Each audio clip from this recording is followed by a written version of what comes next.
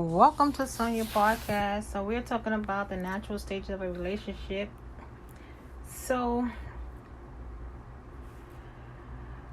whether you're trying to understand why someone ghosts you, how to deal with emotional cheating, or how to get through a broken heart, it's only natural to want to understand how romantic relationships work. Of course, that's easier said than done because no two relationships are the same. However, most couples will experience similar stages of a relationship at their time together.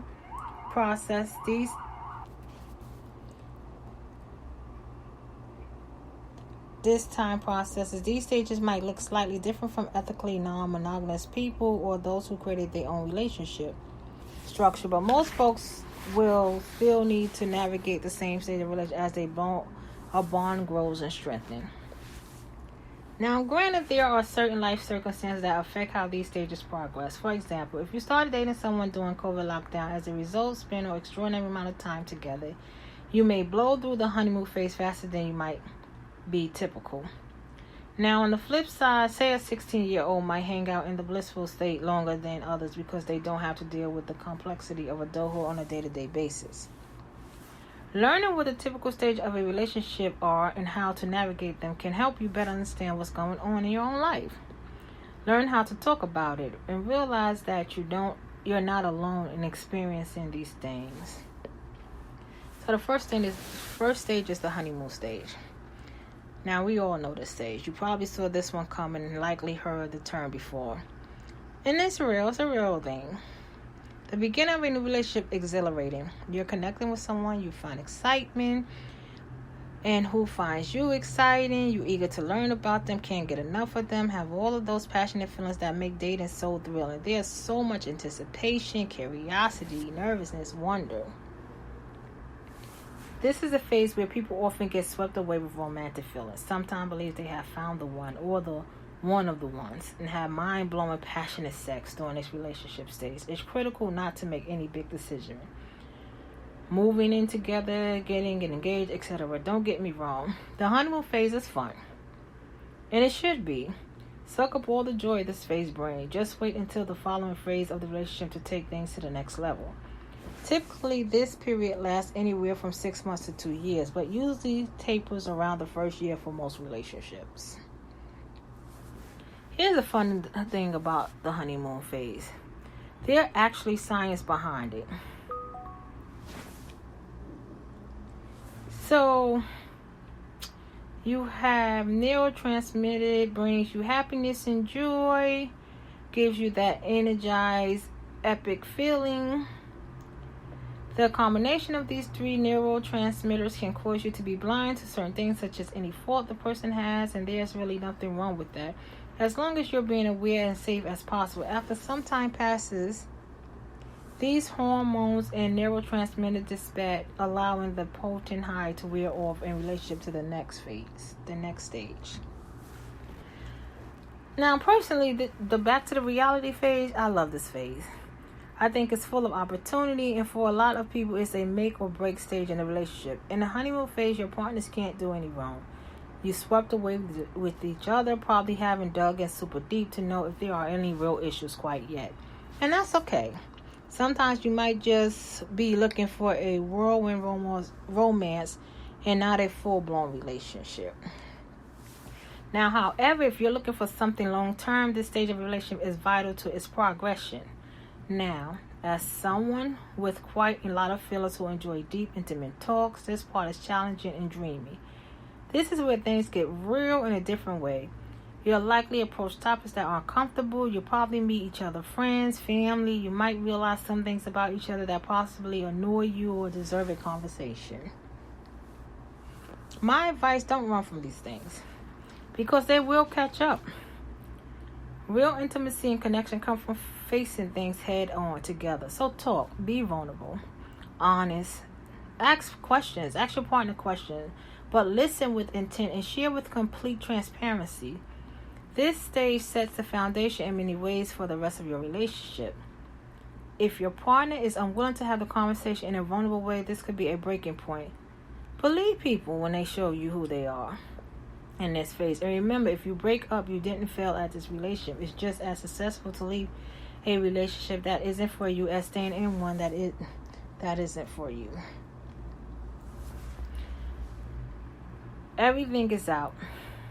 This is the decision-making phase. Exposed, on the table. You probably know each other's trauma, hang-up, weakness, communication struggles, and most profound needs and fears. It's all out there. You are fully emotionally in the new. This can be a complicated phase of the relationship feels like it isn't going to work out. It can feel even more painful to lose someone after they have experienced you in all your forms and you experience them in all theirs. This relationship stage is also vital for growth, though, and for a lot of people, it comes down to evaluating whether your lifestyles are compatible. So at this point, you know everything about each other. If your lifestyle doesn't match when it comes to how you view going to communication, growth, aftercare, and whatever is most important to you in your core belief, it's probably best to part ways. In the decision-making phase, it's basically like the partners are standing on stage surrounded by all of their biggest roadblocks. They have the spotlight shining down on them. So it's either time to decide to be a team or tackle those gory things together or just part ways. Now, that said, many people take another route when they reach the point in the road. And I'm not saying I encourage it, but I do understand it.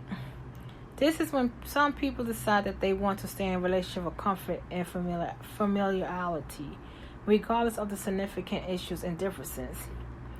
I understand why people do this. My hope for everyone is to be genuinely happy in their relationship, and that people don't settle for comfort when it's absolutely possible to find a deep, authentic, and overwhelming connection. In the relationship phase, there likely won't be a lot of surprises. Sure, there are always some surprises because we are all ever involving human beings, but there are a lot less you'll likely experience in the first few phases of a relationship. Now, this part is refreshing because you feel known and have the privilege of truly knowing your partner. It's beautiful and sweet, while also being relatively predictable in a comfortable way.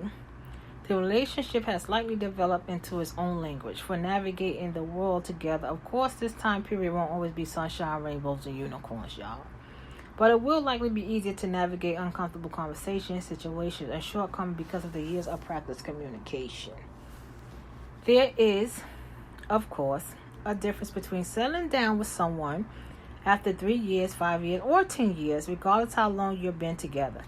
However, this stage allows the partners to fully sink into being their most genuine whole selves and know that their partners are doing their best to be attentive, loving, and open with them, and vice versa. This stage provides a lot of security, which is especially important for those who crave security and allow the partner to sink into one another's fully. Now, while you're settling down with some, there's different brain chemistry at play compared to, say, that which occurs during the honeymoon phase. The two hormones that are shown to be needed in healthy, happy, long-term relationships are the hormones oxytocin and vasopressin. Oxytocin increases attachment, decreases fear, pain, and stress, and helps regulate the immune system. Vasopressin plays an important role in social behavior, sexual motivation, peer bonding, and stress response. Now, the shift from the honeymoon phase hormones into long-term relationships, settling down hormones can manifest in feeling less sexual desires toward your partner. That's okay. The reality of long-term relationships that have a sexual component is that the sexual relationship is going to ebb and flow. There are 3 important things to do when you're feeling this. Acknowledge it, communicate about it, and start creating new ways to feel intimacy together.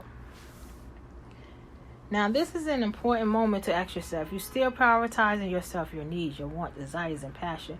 When you have an empty cup, it's really hard to pour into your relationship. Aside from the 4 phases above, there are even more little stages mixed in that can be important relationship landmarks.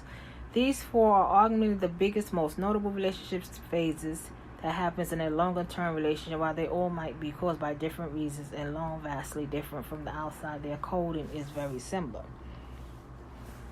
Now, hopefully you find what I'm telling you comfortable because it's helpful to enter relationship with a little handbook, so to speak. The truth is no one person or relationship is perfect.